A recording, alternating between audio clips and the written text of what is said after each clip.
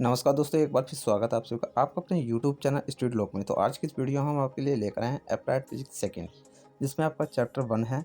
और यहाँ पर चैप्टर की बात की जाए तो तरंग गति एवं इसका अनुप्रयोग। आज की इस वीडियो हम आपके लिए बताने वाले हैं मोस्ट इंपोर्टेंट सीरीज के अनुसार जो हमने क्वेश्चन कराए थे उनके आंसर। और यहाँ पर आपके चैप्टर जो आपका फर्स्ट है उसके सभी मोस्ट इंपोर्टेंट क्वेश्चन आज इस वीडियो में होने वाले हैं। ये चैप्टर पढ़ के आप अपनी परीक्षा में अच्छे मार्क्स पा सकते हैं। तो चैप्टर को ज़्यादा से ज़्यादा शेयर कीजिए, वीडियो को लाइक कीजिए और अपने सभी दोस्तों और ग्रुप्स वगैरह में इस वीडियो को शेयर कीजिए, जिससे कि हम अगला चैप्टर आपको प्रोवाइड करा सकें। तो यहाँ पर जो आपका पहला क्वेश्चन है वो है यांत्रिक तरंग किसे कहते हैं। यांत्रिक तरंग से आप क्या समझते हैं, इस प्रकार से आपका क्वेश्चन बन जाता है, और जिसे हम इंग्लिश में मैकेनिकल वेव बोलते हैं। तो यांत्रिक तरंग किसी द्रव्यात्मक माध्यम से उत्पन्न वह विक्षोभ है जो बिना अपनी आकृति बदले माध्यम में एक निश्चित चाल से चलती है। यांत्रिक तरंग के कुछ एग्जाम्पल यहाँ पर दिए गए हैं, जिसमें आपकी है ध्वनि तरंगे, जल की तरंगे और स्प्रिंग की तरंगे। उसके बाद है विद्युत चुंबकीय तरंगे। वे तरंगे जिनके संचरण के लिए माध्यम की आवश्यकता नहीं होती विद्युत चुंबकीय तरंगे कहलाती हैं, जैसे प्रकाश की तरंगे, रेडियो तरंगे और एक्स किरणें और गामा किरणें। अब यहाँ पर अनुप्रस्थ तरंगों के कुछ प्रकार दिए हैं, जो हमने अपनी एक वीडियो में कुछ कल आपको प्रोवाइड करा दिए थे अनुप्रस्थ तरंग और अनुदैर्ध्य तरंग के बारे में। तो इसका लिंक आपको वीडियो के डिस्क्रिप्शन में मिल जाएगा, वहाँ से आप देख सकते हैं। 5 नंबर का टॉपिक से आपका ही। उसके बाद बात कर लेते हैं। उसके बाद आपका अगला हेडिंग है आयाम, जिसे एम्पलीट्यूड इंग्लिश में बोलते हैं। तो आयाम किसे कहते हैं, इसकी डेफिनेशन के बारे में बात कर लेते हैं। तो कंपन करने वाला कोई कण अपनी सामान्य स्थिति से एक और जितनी अधिकतम दूरी तक विस्थापित होती है उस दूरी को आयाम कहते हैं। इसे ए से प्रदर्शित करते हैं और इसका मात्रक मीटर होता है। आप इसका नोटेशन याद रखना, हमेशा इसको ए से प्रतिष्ठित करते हैं। तो यहाँ पर कुछ तरह से इस तरह से यहाँ पर आयाम होने वाला है आपका। तो यहाँ पर जो आप देख रहे हैं A B C E F G, ये कुछ तरह से इसके पॉइंट है। और यहाँ पर विस्थापन आपको दिखाई दे रहा है जो आड़ा खिंचा हुआ है। और यहाँ पर जो आपकी दूरी तय रखी है वो ए है, जिसे मीटर में मापा जाता है। और यहाँ पर जो आपको दिख रहा है बी से लेकर एफ तक की जो दूरी है उसे हम लैम्डा से शो करते हैं। तो यहाँ पर जो आपकी दूरी होती है वो सामान्य स्थिति से एक और जितनी अधिकतम दूरी तक विस्थापित होती है वही दूरी आपकी आयाम कहलाती है। उसके बाद है आपका आवर्तकाल। तो देखिए, आवर्तकाल को इंग्लिश में टाइम पीरियड बोलते हैं। और कंपन करने वाला कण एक कंपन पूरा करने में जितना समय लेता है उसे उस कण का दोलनकाल अथवा आवर्तकाल कहते हैं, जिसे हम टी से प्रदर्शित करते हैं, जिसे कैपिटल टी, और इसका मात्रक सेकंड होता है। उसके बाद क्वेश्चन नंबर आपका चौथा है आवृत्ति, जिसे बोलते हैं फ्रीक्वेंसी। तो फ्रीक्वेंसी कंपन करने वाला कोई कण एक सेकंड में जितना कंपन करता है, यानी कि कंपन करने वाला कोई एक कण एक सेकंड में जितना कंपन करता है उसे उस कण का आवृत्ति यानी कि एन कहते हैं, इसे हम एन से प्रदर्शित करते हैं। और यहाँ पर आपसे संबंध भी पूछ सकता है कि फ्रीक्वेंसी और आवर्तकाल में क्या संबंध है। तो यहाँ पर हमने आवर्तकाल में संबंध आपको दिखाई दे रहा है। टी सेकंड में एक कण एक बार कंपन करता है और एक सेकंड में किए गए कंपनों की संख्या हम 1/t रख लेते हैं। और यहाँ पर हम निकालें इसका फ्रीक्वेंसी तो n बराबर 1/t हो जाती है। उसके बाद है कला, जिसे हम फेज बोलते हैं। तो कला वह भौतिक राशि है जो किसी कण की स्थिति व गति की दिशा का बोध कराती है। इसे हम फाई से प्रदर्शित करते हैं, यानी कि कला हमें स्थिति और गति की दिशा का पता दिलाती है। उसके बाद है आपका तरंग दैर्ध्य यानी कि वेवलेंथ, और इसे हम लैम्डा से शो करते हैं। डेफिनेशन इसकी समझ लीजिए, माध्यम का कोई कण जितने समय में एक कंपन पूरा करता है उतने समय में तरंग द्वारा माध्यम में तय की गई दूरी को तरंग दैर्ध्य कहते हैं। इसका मात्रक भी मीटर होता है। उसके बाद है आपका तरंग चाल यानी कि वेव वेलोसिटी। कोई तरंग एक सेकंड में जितनी दूरी चलती है उसे तरंग चाल कहते हैं, और इसे हम बी से प्रदर्शित करते हैं। आप इनके नोटेशन हमेशा याद रखना, तभी आपको फिजिक्स समझ में आई, क्योंकि इन नोटेशन का आपको आगे चलकर यूज़ होना। और यहाँ पर हम अगली बात करते हैं तरंग गति और आवर्त गति और तरंग दैर्ध्य में संबंध, यानी कि बी एन और लैम्डा में संबंध। तो यहाँ पर एक सेकंड में तरंग द्वारा दूरी कितनी तय गई है, लैम्डा अपॉन टी, परंतु बी बराबर हम लैम्डा अपॉन टी रखेंगे तथा और टी बराबर आपको पता है कि 1/n होता है। अब यहाँ पर टी बी बराबर हम लैम्डा इंटू 1/t रखेंगे और टी बराबर आपको पता है कि n बराबर 1/t होता है। तो यहाँ पर बी बराबर आपका n अपॉन लैम्डा हो जाता है, यानी कि तरंग गति बराबर आवर्ती गुणा तरंग दैर्ध्य, ये संबंध इसमें होता है। उसके बाद आपका अगला हेडिंग है सरल आवर्त गति। तो जब कोई पिंड अपनी साम्य स्थिति के इधर उधर यानी कि बिच्छू की तरह इधर उधर एक सरल रेखा में इस प्रकार गति करे कि उस पर कार्य करने वाला बल अथवा त्वरण पिंड की साम्य स्थिति से विस्थापन के कारण अनुक्रमानुपाती तथा साम्य स्थिति और दृष्टि हो, तो इस प्रकार की गति को हम सरल आवर्त गति कहते हैं। समझने का पॉइंट यह है कि यहाँ पर जो सरल गति होती है, आपकी सरल आवर्त गति, वो कुछ बिच्छू के आकार के नुमा होती है। यानी कि बिच्छू आपने देखा होगा कि इधर उधर भागता रहता है और वो एक सीधी रेखा में चलता है, यानी कि बिच्छू सीधी रेखा में चलता है, लेकिन उसकी दृष्टि आपकी इधर उधर होती है। तो उसी का मतलब यहाँ पर इस सरल गति आवर्त कंपैरिजन किया है हमने। अब यहाँ पर सरल आवर्त गति की कुछ विशेषताएं, इनके बारे में जान लीजिए। पहली विशेषता है कि पिंड अपनी साम्य स्थिति के इधर उधर एक सरल रेखा में गति करता है। दूसरा पॉइंट यह है कि पिंड पर कार्य करने वाला बल अथवा त्वरण पिंड की साम्य स्थिति से विस्थापन के अनुक्रमानुपाती होता है तथा साम्य स्थिति की ओर दिष्ट होता है।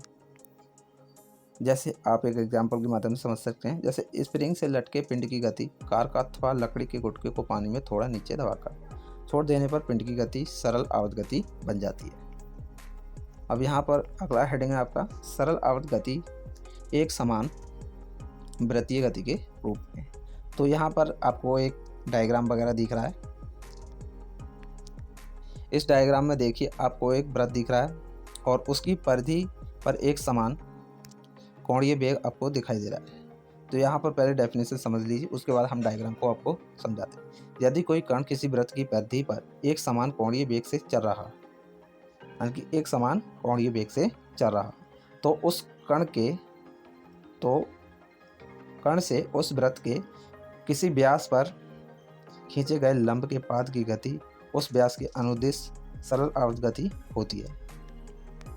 अब आपको समझना है कि जो वृत्त की परिधि होती है वो व्यास की आधी होती है। तो यहाँ पर जो आपका चित्र है वो कुछ इस तरह से यहाँ पर हो जाता है।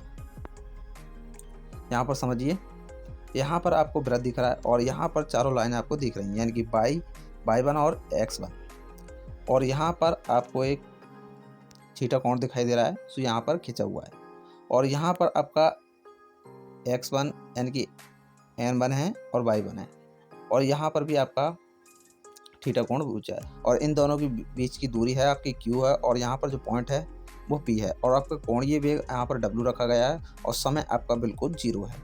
तो इसलिए यहाँ पर एक इक्वेशन बन जाती है, समीकरण जिसे बोलते हैं। अब यहाँ पर हम त्रिभुज NPO आपको दिख रहा है, चलिए नोटेशन के माध्यम से हम आपको बता देते हैं।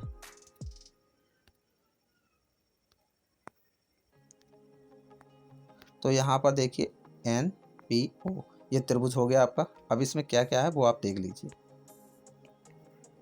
त्रिभुज NPO में साइन थीटा बराबर रखेंगे हम ON अपॉन OP।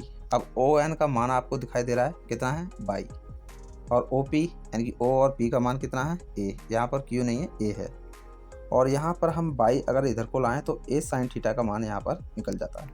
अब y बराबर A साइन थीटा का यहाँ पर मान दे रखा है, आपको पता है W दे रखा है, W और T, तो यहाँ पर W और T हो जाता है, और यहाँ पर y बराबर A sine 2 pi T into T हो जाता है, और यही सरल गति के विस्थापन का समीकरण है। इसी को हम सरल गति का विस्थापन समीकरण कहते हैं।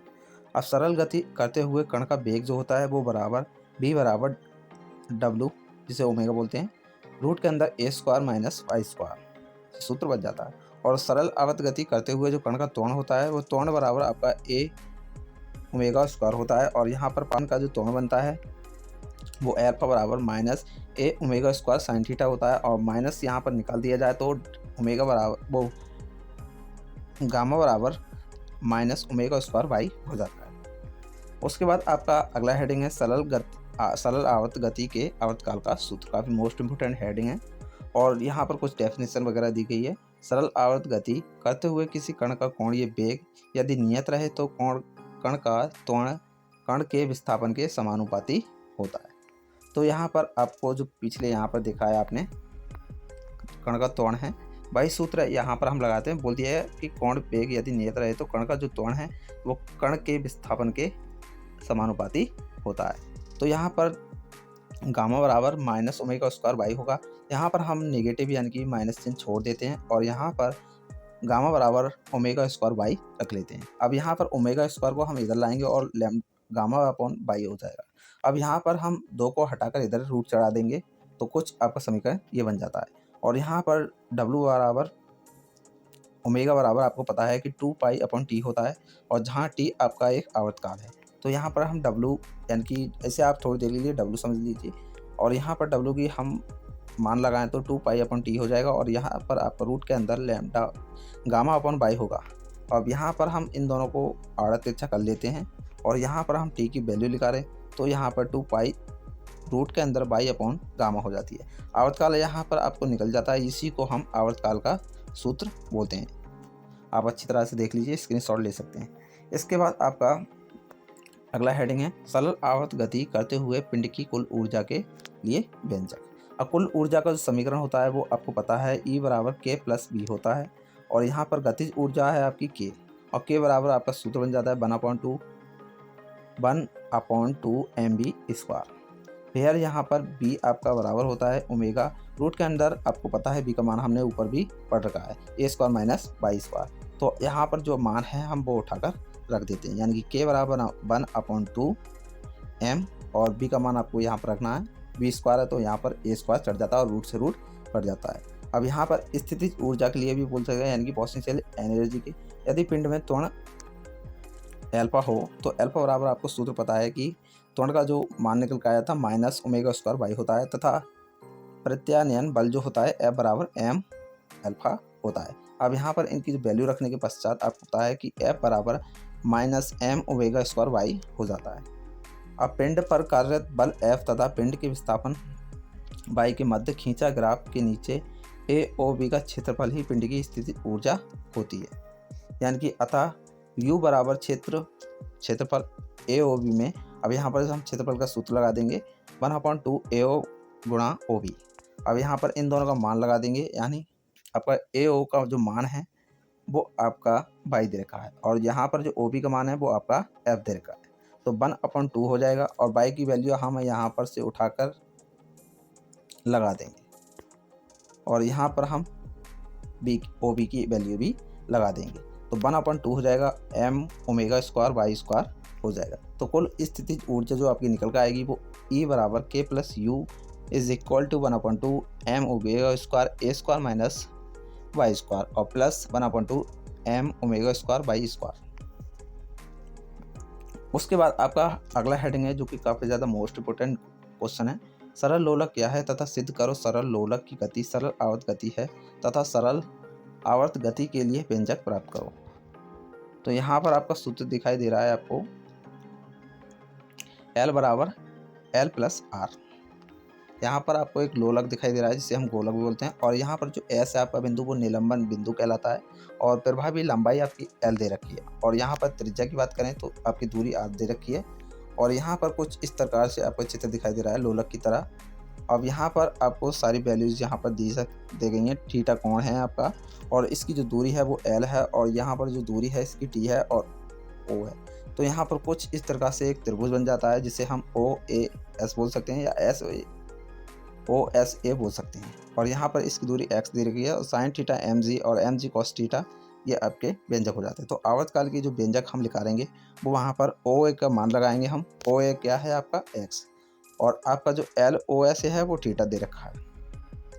तो AS दिशा में कार्य करने वाला परिणामी बल F mg cos थीटा दिखाई दे रहा है आपको mg cos थीटा गोलक को वृत्तीय पथ में घुमाने के लिए आवश्यक अभिकेंद्र बल प्रदान करता है तथा साम्य स्थिति O की ओर कार्य करने वाला बल mg sin थीटा जो गोलक की साम्य स्थिति में लाने का प्रयत्न करता है इसे प्रत्यानयन बल कहा जाता है। गोलक पर कार्य करने वाला बल प्रत्यानयन बल F बराबर माइनस mg sin थीटा है और यह बल विस्थापन के विपरीत दिशा में कार्य करता है। यदि कोणीय विस्थापन थीटा बहुत कम तथा धागे की तरह लंबा बड़ा हो तब। तो साइन थीटा बराबर थीटा का जो मान है आपको पता है कि O A upon S A X upon L, और यहाँ पर हम थीटा की बात करें तो एक्स अपॉन एल लिख कर आ जाती है। अब यहाँ पर जो एक्स अपॉन एल की वैल्यू आप यहाँ पर रख देते हैं और न्यूटन के नियम से इस पिंड पर जो त्वरण उत्पन्न हो जाता है वो यहाँ पर ये हो जाता है, यानी कि आप देख सकते हैं जो बॉक्स में है, और यहाँ पर जो आपको सूत्र दिखाई दे रहा है वो आपको दिखाई दे रहा है। तो अब लोलक का जो आवर्तकाल है वो टी बराबर 2 पाई और रूट के अंदर विस्थापन अपॉन त्वरण। अब आप सूत्र लगा दीजिए, टी बराबर 2 पाई रूट के अंदर एल अपॉन जी। यही सरल लोलक के आवर्तकाल का सूत्र है। उसके बाद है आपका सेकंड लोलक, सेकंड पेंडुलम। वह लोलक जिसका आवर्तकाल 2 सेकंड होता है सेकंड लोलक कहलाता है, यानी कि 2 सेकंड जिसका लोलक काल होता है वो सेकंड लोलक कहलाता है। टी बराबर 2 पाई और रूट के अंदर एल अपॉन जी। अब यहाँ पर हम आवर्तकाल की बात करें लोलक की तो 2 सेकंड है, तो हम यहाँ पर स्क्वायर कर देंगे, 4 पाई स्क्वायर हो जाएगा और एल अपॉन जी हो जाएगा और 2 से आपका रूट कट जाएगा। तो एल बराबर 4g अपॉन 4 पाई स्क्वायर होगा। एल बराबर 4 गुणा 9.8 ये आपको जी की वैल्यू है, और 4 गुणा 3.14 ये आपकी पाई की वैल्यू है। अब यहाँ पर जो मान निकल कर आ जाता है वो एल बराबर 99.2 सेंटीमीटर निकल कर आता है। उसके बाद है अनुनाद। अब इसकी डेफिनेशन समझ लीजिए। यदि बांस बल की आवृत्ति वस्तु की स्वाभाविक आवृत्ति के ही बराबर हो अथवा उसकी पूर्ण गुणन हो तब वस्तु के प्रणोदित दोलनों का आयाम बहुत अधिक हो जाता है। इसी क्रिया को अनुनाद कहते हैं। समझने की बात यह है, यदि बांस बल की आवृत्ति और वस्तु की स्वाभाविक आवृत्ति के बराबर हो अथवा उसकी पूर्ण गुणन हो तब वस्तु के प्रणोदित दोलनों का आयाम बहुत अधिक हो जाता है। इसी क्रिया को अनुनाद कहते हैं। या फिर आप ऐसे बोल सकते हैं वस्तु के प्रणोदित दोलनों का आयाम अधिक होने के कारण इस क्रिया को अनुनाद कहते हैं। उसके बाद है आपका प्रतिध्वनि, ईचो। यदि कोई ध्वनि किसी परावर्तक तल से टकराकर पुनः सुनाई दे तो उसे प्रतिध्वनि कहते हैं, जिसे हम प्रतिध्वनि भी बोलते हैं। आपने शीशे में अक्सर देखा होगा, अगर आप शीशे में अपना चेहरा देखते हैं तो आपका चेहरा दिखाई देता है, जिसे बोलते हैं हम प्रतिबिंब। अगर हम किसी भी जगह आवाज़ लगाएं, यानी कि कोई भी आवाज़ वापसी में हमें सुनाई दे तो हम उसे प्रतिध्वनि बोल देते हैं।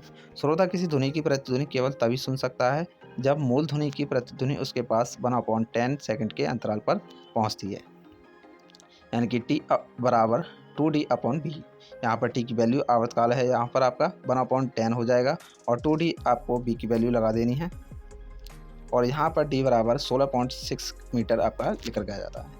उसके बाद है अनुरणन। किसी भवन से ध्वनि स्रोत के बंद हो जाने के बाद उसमें ध्वनि गुंजन के ठहराव को अनुरणन कहते हैं। यानी कि किसी भवन में कोई शोर शराबा अचानक बंद हो जाता है तो उसमें कुछ जो गुंजन सी होती है उसे हम अनुरणन कहते हैं। उसके बाद है आपका अनुरणन काल। तो ध्वनि स्रोत के ध्वनि उत्पादन बंद कर देने के बाद ध्वनि तीव्रता द्वारा अपने 10 लाखवें भाग तक तीव्रता कम होने के लिए गए समय को प्रमाणिक अनुरणन काल कहते हैं। उसके बाद है आपका सेवाइन का सूत्र, काफ़ी मोस्ट इंपोर्टेंट हेडिंग है। तो भवन ध्वनिकी पर सबसे पहले शोधकर्ता बोलस सी सेवाइन थे, यानी कि भवन ध्वनिकी पर जो इन्होंने शोध करता थे, यानी कि जो इन्हें आविष्कार किया था वो इसी का किया था, जिन्होंने विभिन्न आकार के कक्षों, सभागारों तथा थिएटरों पर प्रयोग करके यह निष्कर्ष निकाला कि बंद कक्ष का अनुरण काल टी वो 2 कंडीशन में हो सकता है। पहली कंडीशन यह है कि कक्ष के आयतन के समानुपाती हो सकता है, यानी कि 2 अनुक्रमानुपाती समानुपाती भी। या फिर दूसरी कंडीशन ये थी कि कक्ष के भीतर रखी वस्तुओं के कुल अवशोषण का व्युत्क्रमानुपाती होता है। आप किसी कक्ष का मानक अनुरण करें तो वो यह निकल कर आ जाता है, यानी कि टी बराबर 0.165 बी अपॉन ए सेकेंड। उसके बाद यहाँ पर हम इसका मान लगा देते हैं, वो निकल कर आ जाता है।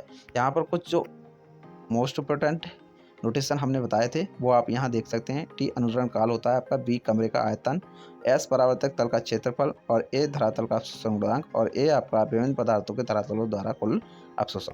यहाँ पर जो सूत्र निकल कर आ जाता है वो यहाँ पर सिग्मा ए डॉट एस निकल कर आ जाता है। तो ये थे आपके मोस्ट इम्पोर्टेंट क्वेश्चन की सीरीज के अनुसार जो आपका चैप्टर बना है वो। अब अगली वीडियो हम बात करेंगे आपके चैप्टर नंबर 2 के बारे में। यही चैप्टर आपका, अगर ये वीडियो आपने देख ली पूरी कंप्लीट, तो यही वीडियो आपको करीब 15 नंबर से लेकर 25 नंबर तक के मार्क्स आपको दिला सकती है। तो आई होप आपको ये वीडियो पसंद आई होगी। और चैनल पर नए हैं, अगर आप पहली बार इस वीडियो को देख रहे हैं तो चैनल को सब्सक्राइब कर लें और अपने सभी दोस्तों के साथ इस वीडियो को शेयर कर लें। चलिए आप चलते हैं अगले चैप्टर के बारे में, कल की वीडियो में बात करेंगे। धन्यवाद।